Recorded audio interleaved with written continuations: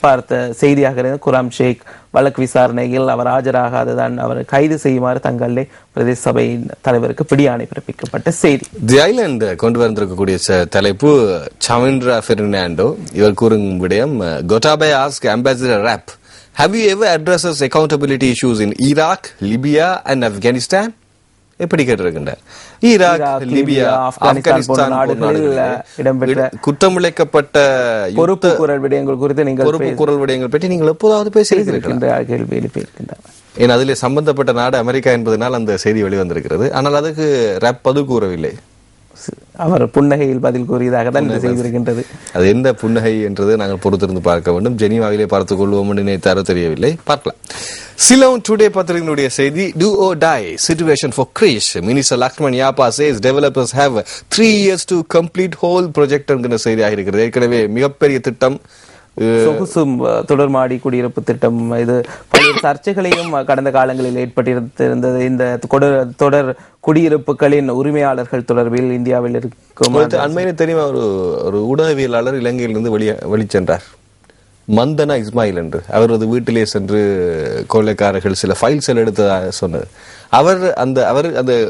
அவரிடமிருந்து எடுத்து செல்லப்பட்ட அனைத்து அந்த ஆவணங்களும் எது சம்பந்தமான ஆவணங்கள் என்று பின்னர் தான் தெரிய வந்தது. அது இந்த கிறிஸ் சம்பந்தமான ஆவணங்கள்.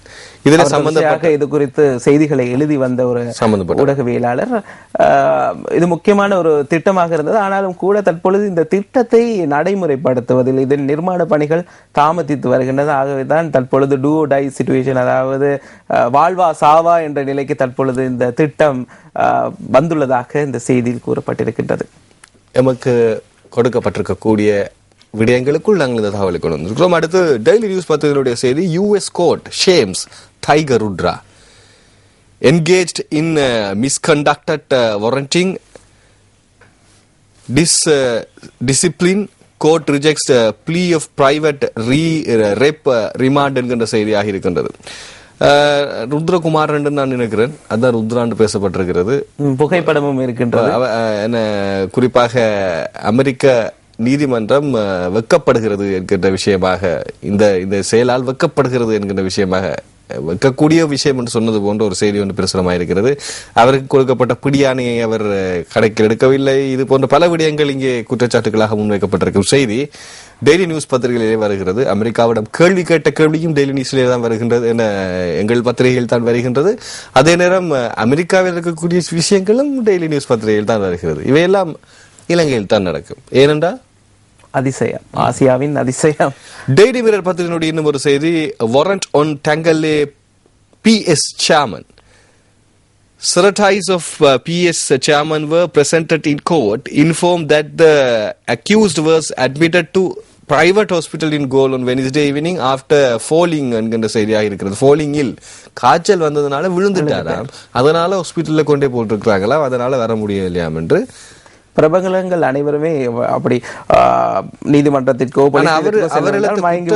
அவர் என்ன குற்றத்துக்காக அவர் பிடியாணை பிறப்பிக்கப்பட்டிருக்கிறார் அந்த செய்தியை நீங்க பாத்தீங்களா இருந்தால் இவருக்கு காய்ச்சல் வருமான்ற கேள்வியும் சில வேளைகளில் நமக்கு வரக்கூடியதாக இருக்கு. ஒரு கொலை, அதோடு சேர்ந்து ஒரு பெண்ணை பாலியல் துஷ்பிரயோகத்துக்கு உட்படுத்திய குற்றத்திற்காக தான் இவருக்கு எதிரான இந்த வழக்கு விசாரணை இடம்பெறுகின்றது. அதுவும் வெளிநாட்டு பிரஜைகளை தான் இவர் இத்தகைய பாதிப்புக்குள்ளாக்கி இருக்கின்றார். அது மாத்திரமல்ல, பொதுநலவாய நாடுகளின் மாநாட்டுக்கு வருகை தந்திருந்த பிரபு சார்ல்ஸ் கூட குறிப்பாக இந்த விடயத்தை கேட்டிருந்தாங்க. உங்களுக்கு ஞாபகம் இருக்கோ தெரியும், இலங்கை பிரித்தானிய உறவுக்கு இடையே மிகப்பெரிய ஒரு நெருக்கடியை தோற்றுவித்த ஒரு சம்பவமாக தான் இது இருக்கின்றது அண்மை காலத்திலே.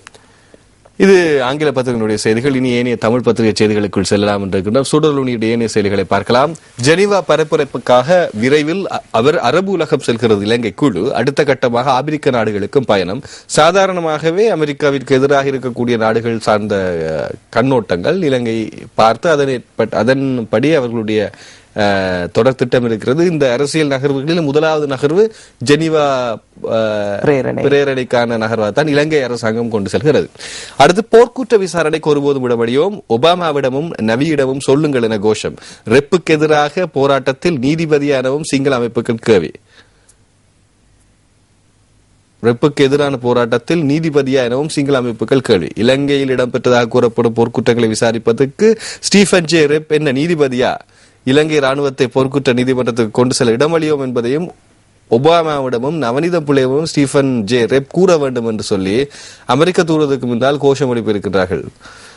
இது ஒரு செய்தியாக இருக்கிறது. அடுத்து கிழக்கில் முதலீடு செய்யுங்கள், கொழும்பில் சர்வதேச அரங்கு 17 ஆரம்பம், பிரேசில் பிரதம அதிதி என்கின்ற செய்தியாக இருக்கிறது.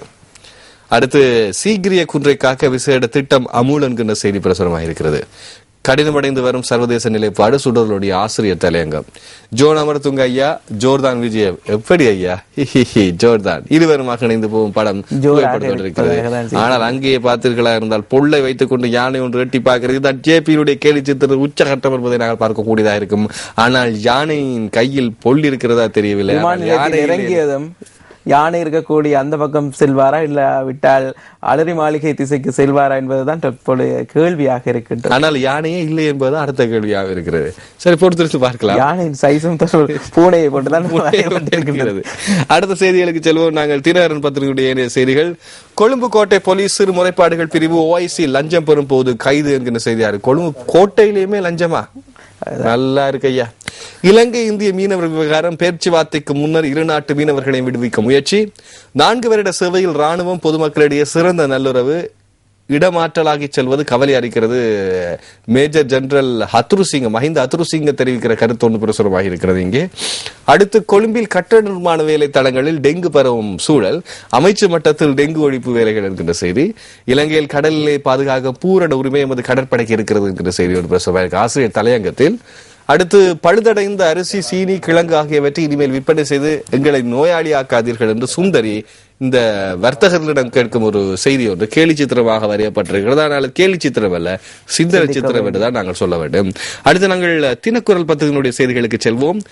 புதுமாத்தல் அணியில் நூற்றுக்கணக்கான குடும்பங்கள் கொல்லப்பட்டதாக தெரிவித்த அமெரிக்க தூதரகம். முல்லைத்தீவில் மிச்சேல் சீசன் ஸ்டீஃபன் ராப்பன் என்ற செய்தி இங்கே புகைப்படத்தோடு இருக்கிறது.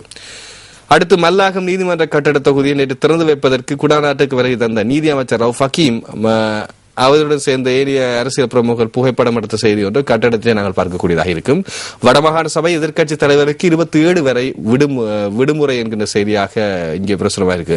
நெடுந்தீவு பிரதேச சபை தலைவர் டேனியல் ரெக்ஷிஷன் கொலை செய்த தன்பாக கைது செய்யப்பட்ட வடமாகாண சபையின் எதிர்க்கட்சி தலைவர் கந்தசாமி கமலேந்திரனுக்கு எதிர்வரும் 27ஆம் தேதி வரை விடுமுறை வழங்குவதற்கு வடமாகாண சபை நேற்று வியாழக்கிழமை அனுமதி அளித்தது. இவ்வாறாயினும் சபையில் ஒரு சிலர் இதற்கு எதிர்ப்பை வெளியிட்டிருந்தார்கள். தொடர்ச்சியாக அவருக்கு விடுமுறை வழங்க முடியாது. தொடர்ந்து விடுமுறை தான் அவருக்கு கிடைக்கக்கூடிய வாய்ப்பு. ஆனால் முதலமைச்சர் சிந்தித்து கூறியிருந்தார், அதாவது இவர் தற்பொழுது எதிர்நோக்கி இருக்கின்ற அந்த சட்ட சிக்கல் காரணமாக அவர் நிச்சயமாக வர முடியாது, ஆக அவருக்கான இந்த விடுமுறையை வழங்க வேண்டும் என அவருக்கு அதற்கு ஒப்புதல் அளித்திருந்தார். ஹலால் சான்றிதழ் கட்டாயமாக்கப்படாது, சர்வதேச வர்த்தகத்துக்கு முக்கியம். புதிய ஹலால் சான்றிதழ் கம்பெனி தெரிவிப்பு என்கின்ற செய்தி இங்கே பிரசுரமாயிருக்கு. அதாவது ஹலால் சான்றிதழ் கட்டாயம் இல்ல, கட்டாயம் எடுக்கணும் இல்ல, ஆனா சர்வதேச வர்த்தகத்துக்கு ஹலால் நிச்சயமாக அதை ஏற்றுக்கொள்ளக்கூடிய ஒன்று. ஜனவரி 17க்கு முன்பாக மேல் தென் மாகாண சபைகள் கலைக்கப்படலாம், நாளை தீர்மானம். முதலமைச்சர் பிரசன்ன என்கின்ற செய்தி பிரசுரமாயிருக்கிறது. ஆசிரியர் தலையங்கம் அணுகுமுறையில் மாற்றம் தேவை. திலக்குரலிலே TNA மன்னார் மனித புதைக்குழி விவகாரம் ஜெனீவா நோக்கி கொண்டு செல்கிறது. பிரதீபினுடைய கேலி சித்திரம் சரியாக கொண்டு சென்று அங்கே சேர்த்தால் அதுவே மிகப்பெரிய வெற்றியாக அமையும். அடுத்து நாங்கள் வீரகேசரனுடைய செய்திகளுக்கு செல்வோம். இந்திய இலங்கை ஒப்பந்தத்துக்கு மதிப்படுத்தி 13வது திருத்தத்தை அமுல்படுத்துங்கள், இந்திய வெளியுறவு அமைச்சர் குர்திஷ் வலியுறுத்தல் என்கிற செய்தியாக இருக்கின்றது. வளமையாக ஒரு இலங்கையோடு நட்பு உறவு பேணுகின்ற ஒருவராக நாங்கள் பார்த்தோம். ஆனால் இன்று பேசிய இந்த செய்தி கொஞ்சம் அவர் வெளிவிவகார அமைச்சர் தொடர்ச்சியாக கூறி வருகின்றார். ஆனால் இலங்கை அரசாங்கம் இதை கண்டுகொள்வதை போல் தெரியவில்லை. அரசியல் தற்போது எதிர்வரும் தேர்தலும் வரப்போகும் நிலையில் தொடர்ச்சியாக இந்தியாவின் இத்தகைய கருத்துக்களும் வெளிவரலாம். தேச துரோக செயலில் ஈடுபடும் யாழ் மன்னார் ஆயர்களை கைது செய்யவும் அரசாங்கத்திடம் பொதுபல சேனா வலியுறுத்தல் என்ற செய்தி ஆகியிருக்கின்றது. சிறுபான்மை மனதரை புண்படுத்தி சிறுபான்மையினம் என்பது இலங்கையில் இருக்கக்கூடாது என்று நினைக்கிற ஒரு மிகவும் ஆக்ரோஷமான சிந்தனை கொண்டவர்களை எங்கே கொண்டு எந்த நீதிமன்றத்தில் கொண்டு விடுவது என்ற கேள்வியை இப்போது ஊடகவியலாளர் தரப்பில் நாங்களும் கேட்கலாம். இலங்கையில் தமிழர் பகுதியில் அமெரி திரும்ப ஒத்துழையுங்கள், இந்தியாவிடம் PP தேவராஜ் வேண்டுகோள் என்கிற செய்தி பிரசுரமாக இருக்கிறது. தர்ம சங்கடத்திற்குள் தள்ள முயற்சி. இலங்கைக்கான தனது விஜயத்தின் போது தான் அரசியல் சார்ந்த அச்சுறுத்தலுக்கு முகம் கொடுக்க நேர்ந்ததாக தெரிவித்ததன் மூலம் இலங்கை அரசை தர்ம சங்கடமான நிலைக்கு தள்ளுவதாக ராதிகா குமார்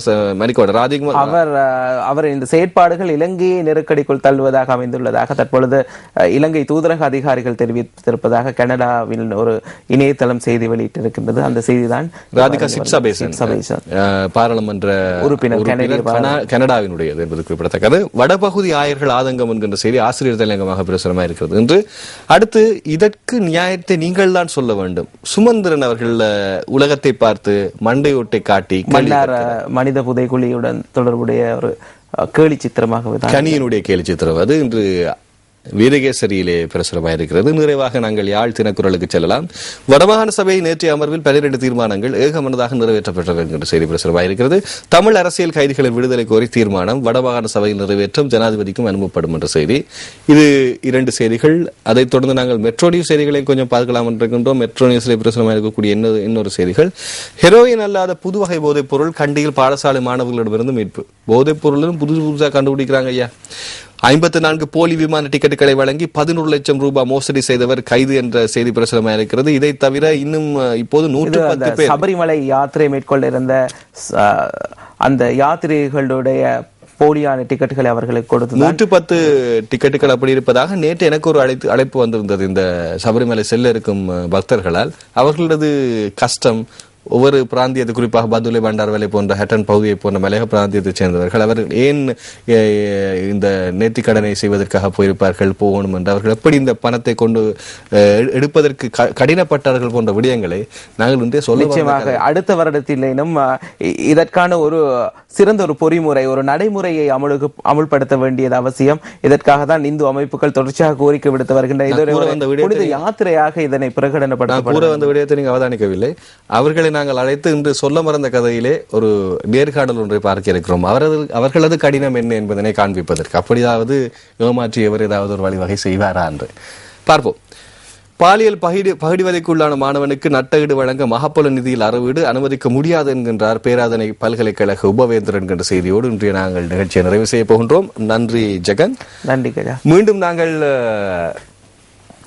திங்கட்கிழமை சந்திப்பதற்கு நாங்கள் தயாராக இருக்கின்றோம். அப்போது செய்தி பத்திரிகையினுடைய செய்திகளை கொண்டு வருவோம் என்று கூறிவிடப்பட்டு செல்கிறோம். நன்றி, வணக்கம்.